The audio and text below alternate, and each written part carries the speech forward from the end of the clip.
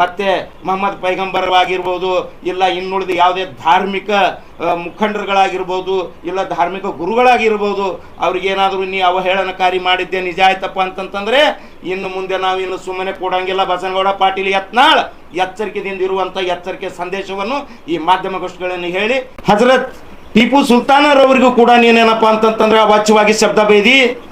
ಮತ್ತೆ ನಿನ್ನ ನಗರದಲ್ಲಿ ನಿನ್ನ ಆಫೀಸ್ಗೆ ಏನಪ್ಪ ಅಂತಂತಂದ್ರೆ ಟೊಪ್ಗಿಯವರು ಬರಬಾರ್ದು, ಅಲ್ಲಿಂದ ಏನಪ್ಪ ಅಂತಂದ್ರೆ ದಾಡಿಯವರು ಬರಬಾರ್ದು, ಮತ್ತು ನಮ್ಮ ವಿಜಯಪುರದ ಮುಖಂಡರುಗಳ ಹೆಂಡಂದ್ರಿ ಅನ್ನೋದು ನಿಮ್ಮ ಹೆಂಡಂದ್ರಿ ರಾತ್ರಿ ಎಲ್ಲೆಲ್ಲಿ ಹೋಗ್ತಾರೆ ಅನ್ನುವಂಥ ಕೂಡ ಅದು ಕೂಡ ಮಾಡಿದಿ.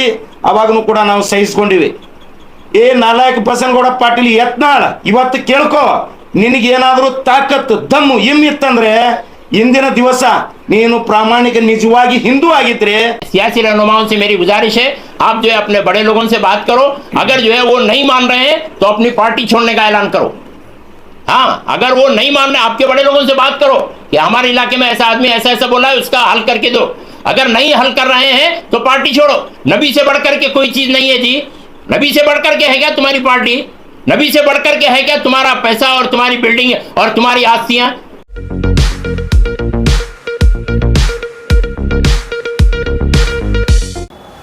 स्वागत है आपका अर्बन न्यूज़ में। मैं आपके साथ वासंती कलाल। ಮೊಟ್ಟ ಮೊದಲನೇದಾಗಿ ನಮ್ಮೆಲ್ಲ ಗೌರವಾನ್ವಿತ ಮಾಧ್ಯಮ ಮಿತ್ರರಿಗೆ ಈ ಒಂದು ನಮ್ಮ ಪತ್ರಿಕಾಗೋಷ್ಠಿಗೆ ಸ್ವಾಗತವನ್ನು ಕೋರುತ್ತಾ, ಇಂದಿನ ದಿನ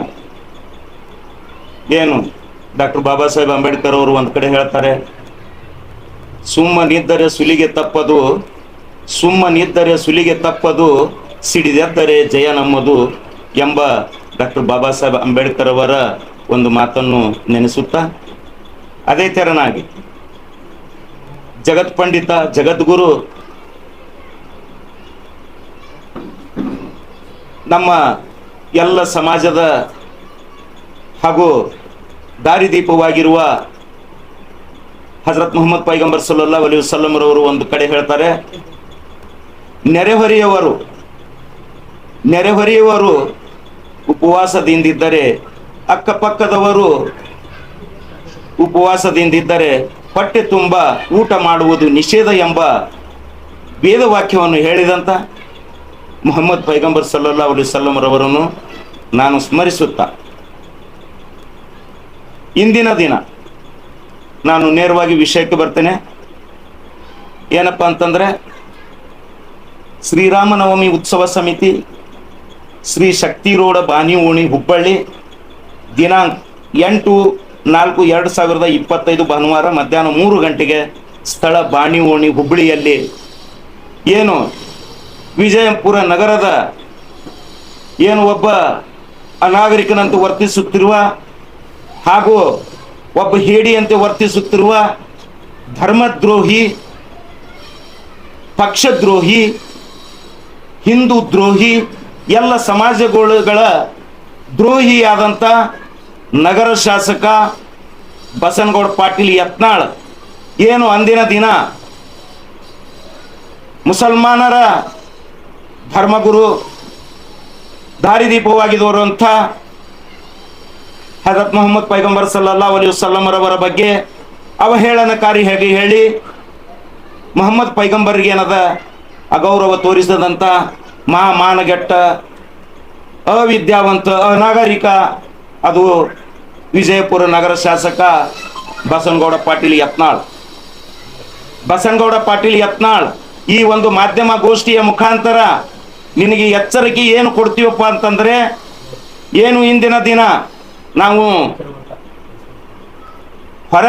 ಹೊರಗೆ ನಾವು ಯಾವುದೇ ಒಂದು ಪಕ್ಷದ ಮುಖಂಡರಾಗಿರ್ಬೋದು, ಸಂಘಟನೆ ಎಲ್ಲ ಸಂಘಟನೆಗಳಲ್ಲಿ ಕೂಡ ನಾವು ಗುರುತಿಸಿಕೊಂಡಿರಬಹುದು.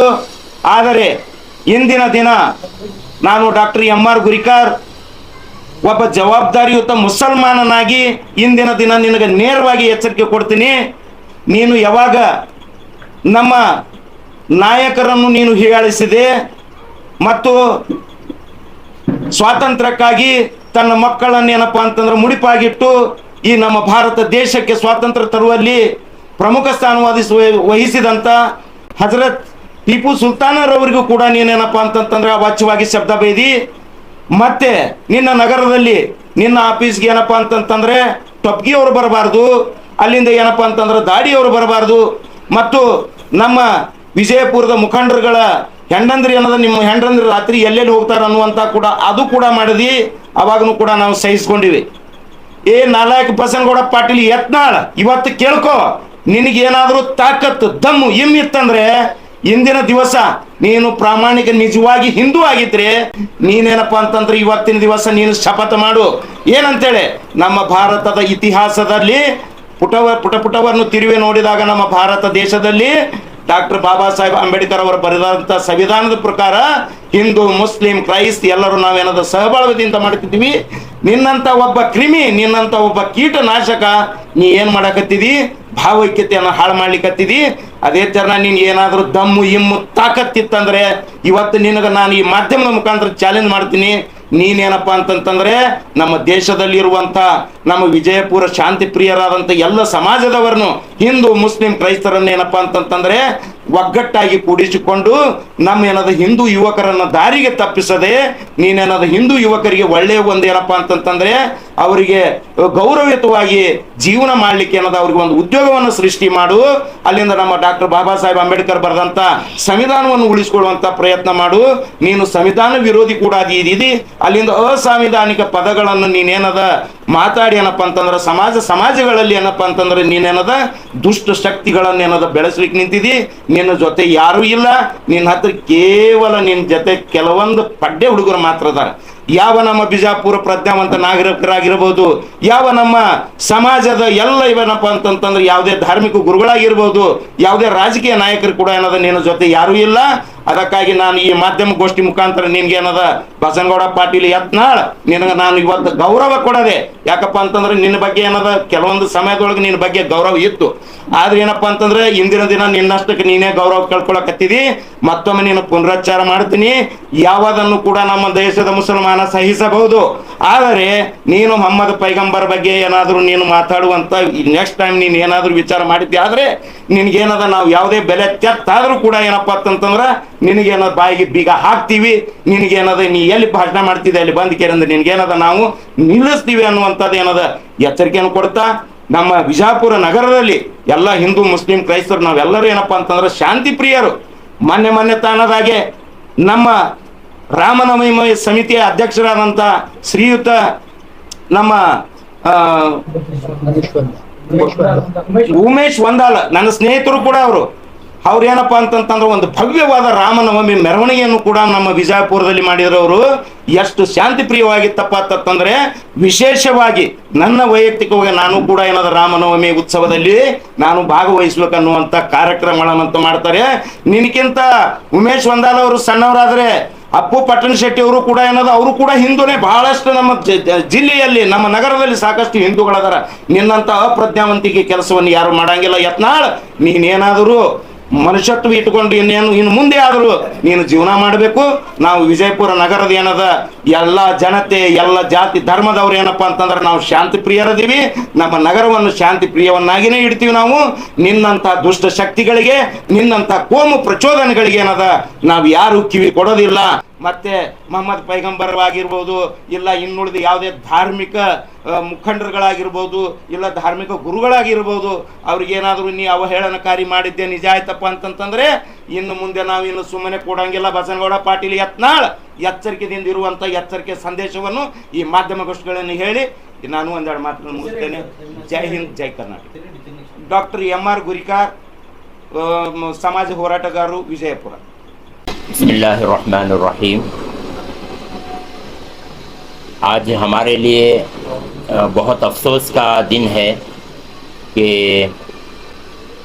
हमारे इस पूरे साउथ इंडिया के लिए भी अफसोस का दिन है कि साउथ इंडिया में फूट डालने के लिए और मुसलमानों में गैर मुस्लिमों के दरमियान में लड़ाई झगड़ा कराने के लिए कुछ लोग जो है धर्म का नाम ले रहे हैं और कुछ लोग जो है पार्टियों का नाम ले रहे हैं और ले करके मुसलमानों में और गैर मुस्लिम लोगों में बांट रहे हैं और झगड़ा लगाने की कोशिश कर रहे हैं। तो आज میں جو ہے اس پریس کانفرنس کے ذریعے سے کچھ باتیں مسلمان سماج کو بھی بولنا چاہ رہا ہوں. جو ہمارا سماج ہے خود کا، اس میں جو ہے بہت سارے لوگ ہیں، ان سے بھی بات کرنا چاہ رہا ہوں. اور کچھ جو ہے لنگایت سماج کے لوگ ہیں، ان سے بھی میں بات کرنا چاہ رہا ہوں. اس لیے کہ اس میں دوسرے اور کوئی سماج کے لوگ جو ہے انوالو نہیں ہیں. تو لنگایت سماج کا ایک فرد ہے. ابھی جہاں تک مجھے معلوم ہے، میں تو ایک مسلمان عالم ہوں، مولانا ہوں، اور جو ہے میں نے جو لنگایت سماج کے بارے میں معلوم کیا ہے تو مجھے یہ معلوم ہوا ہے کہ لنگایت سماج جو ہے وہ منووادیوں کے خلاف میں کھڑا ہوا تھا. لنگایت سماج جو ہے وہ منووادی کے خلاف میں کھڑا ہوا تھا اور پورے لوگوں کو مولے واسی بنانے کے لیے کھڑا ہوا تھا. یہ ایسا ایک لنگایت سماج تھا.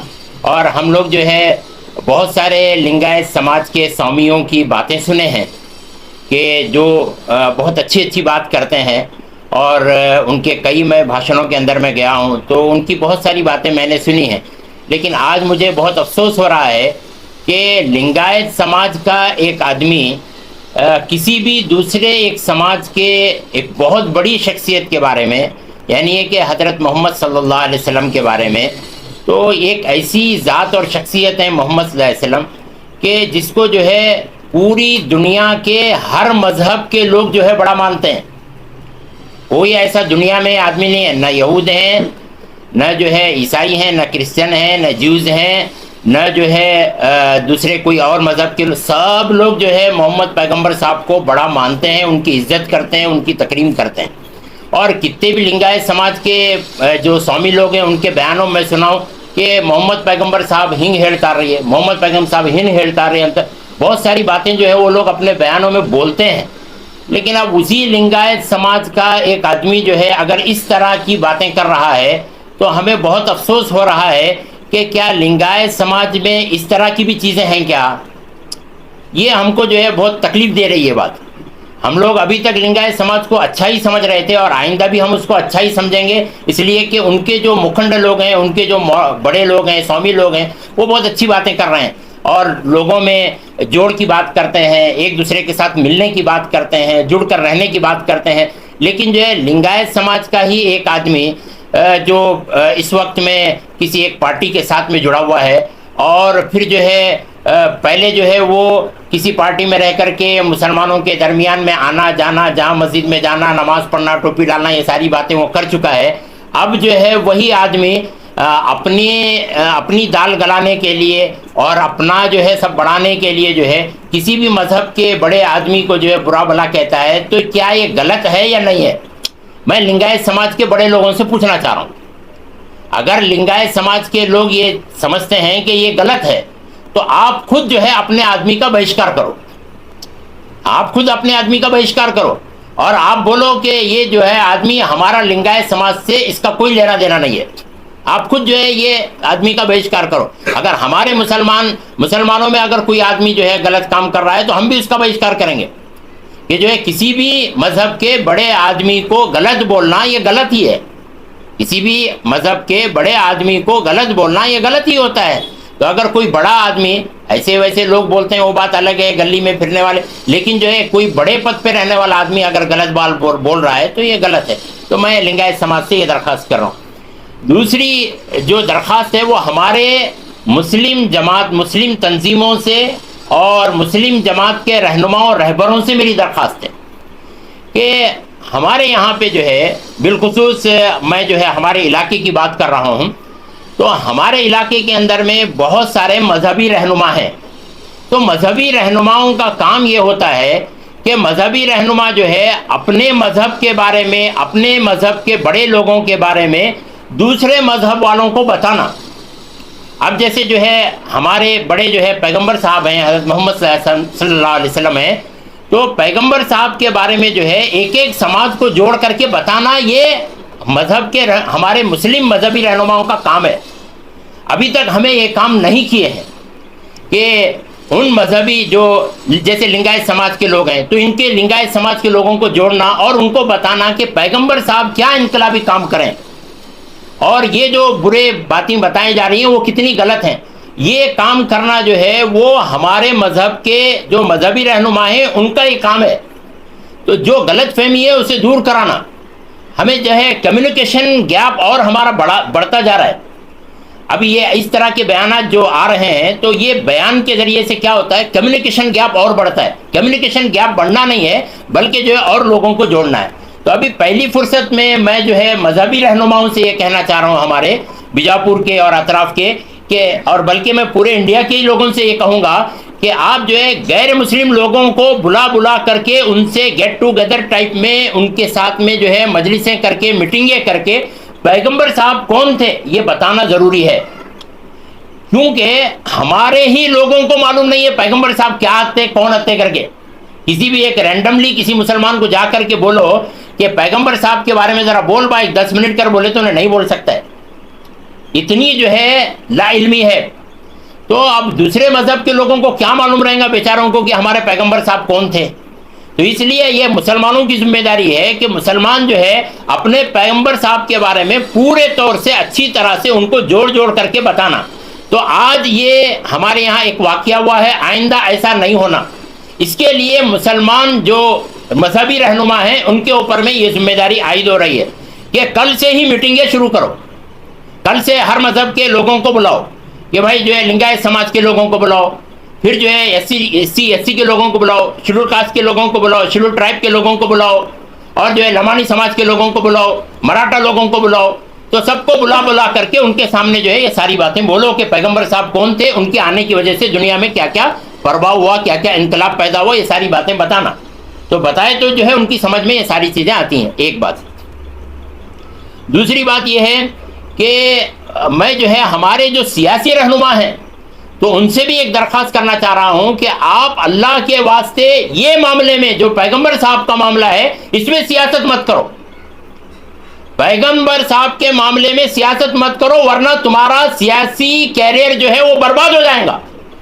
یہ میں صاف بول رہا ہوں, یہ معاملہ فائنل معاملہ ہے. پیغمبر صاحب کوئی معمولی شخصیت نہیں ہے. مسلمان کے سیاسی رہنماؤں سے کہہ رہا ہوں, غیر مسلم لوگ تو انہوں جانتے نہیں ہیں لیکن آپ تو جانتے ہیں پیغمبر کون ہے کر کے. تو پیغمبر صاحب کے بارے میں کھلواڑ نہیں ہونا. آپ جو ہے اپنا سیاسی کام نکالنے کے لیے جو ہے اسے آگے پیچھے کرنے کا کام مت کرو. اللہ کے لیے اس مسئلے کو سٹ آؤٹ کرو. نہیں حل کریں گے تو اللہ کی ناراضگی اتنی بڑھے گی کہ پورا بیجاپور عذاب کی لپیٹ میں آ جائے گا. تو یہ ساری چیزیں ہوں گی. اس لیے جو ہے سیاسی رہنماؤں سے میری گزارش ہے آپ جو ہے اپنے بڑے لوگوں سے بات کرو. اگر جو ہے وہ نہیں مان رہے ہیں تو اپنی پارٹی چھوڑنے کا اعلان کرو. ہاں, اگر وہ نہیں مان رہے آپ کے بڑے لوگوں سے بات کرو کہ ہمارے علاقے میں ایسا آدمی ایسا بولا ہے, اس کا حل کر کے دو. اگر نہیں حل کر رہے ہیں تو پارٹی چھوڑو. نبی سے بڑھ کر کے کوئی چیز نہیں ہے جی. نبی سے بڑھ کر کے ہے کیا تمہاری پارٹی؟ نبی سے بڑھ کر کے ہے کیا تمہارا پیسہ اور تمہاری بلڈنگ اور تمہاری آستیاں؟ نبی سے بڑھ کر کے کچھ نہیں ہے.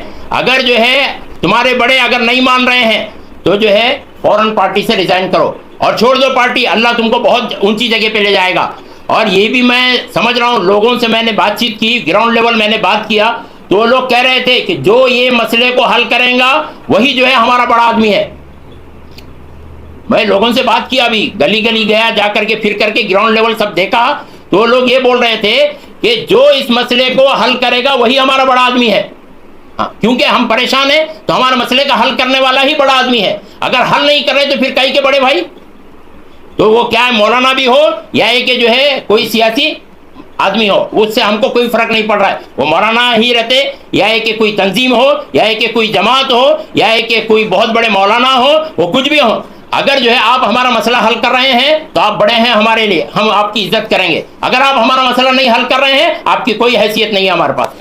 ہم اپنا مسئلہ ہم حل کر لیں گے. جب تمہیں ہمارا اپنا مسئلہ حل ہی نہیں کر رہے ہمارا تو پھر ہم آپ کو کیوں بڑا مانیں بھائی؟ ختم ہی ہوگی بات. تو یہ ہماری جو ہے درخواست ہے. اور میں نوجوانوں سے ایک گزارش کرنے جا رہا ہوں, اللہ کے لیے آپ جلدی قدم اٹھانے کی کوشش مت کرو, تھوڑا صبر رکھو. تو انشاءاللہ العزیز اللہ کچھ نہ کچھ راستے بنائیں گے. آپ حضرات جو ہے جڑ کر کے رہو. اور جو ہے ہمارے نوجوانوں کا معاملہ بھی یہ ہے کہ بھائی آؤ ریلی نکالیں گے تو 10,000 20,000 ریلیاں جو ہے لوگ جمع ہوتے ہیں, لیکن جو ہے یہی کام کہ اپنے غیر مسلم لوگوں کے درمیان میں جا کر کے پیغمبر صاحب کے بارے میں بولو تو اس کے لیے ہمارے نوجوان تیار نہیں ہوتے. मस्जिदों को भरो नमाजियों से, उसके लिए तैयार नहीं होते। रमज़ान में जो है हमारी मस्जिदें खाली रहीं, रमज़ान के बाद कोई मस्जिद को आने के लिए तैयार नहीं है। और जो है कितने सूद में, बड्डी में, जिना में लोग मुलविस हैं, उनको रोकने के लिए तैयार नहीं है। अगर हम ये गलत काम नहीं करेंगे, तो ये गलत कामों को नहीं रोकेंगे, तो फिर जो है इस तरह की चीज़ें हमारे दरमियान में पैदा होंगी। तो इसलिए ये तीनों चीज़ें मैंने आपसे कही हैं। तो अल्लाह से मैं गुजारिश कर रहा हूँ कि अल्लाह हमारे इलाके को जो है अमन और शांति का इलाका बनाए, और यहाँ पर किसी किस्म का झगड़ा और फसाद होने से, जो फसादी लोग चाह रहे हैं उस तरह होने से हमारे इलाके को अल्लाह ताला बचाए। हर किस्म के फितनों से जो है हिंदू मुसलमान जितने भी जो है हमारे भाई लोग हैं, ये सारे के सारे इंसान जो है हर तरह के जो है फसाद से महफूज रहें और अमन शांति का माहौल रहे। हम अल्लाह से ये प्रे कर रहे हैं। हजरत, हम अक्सर देखते हैं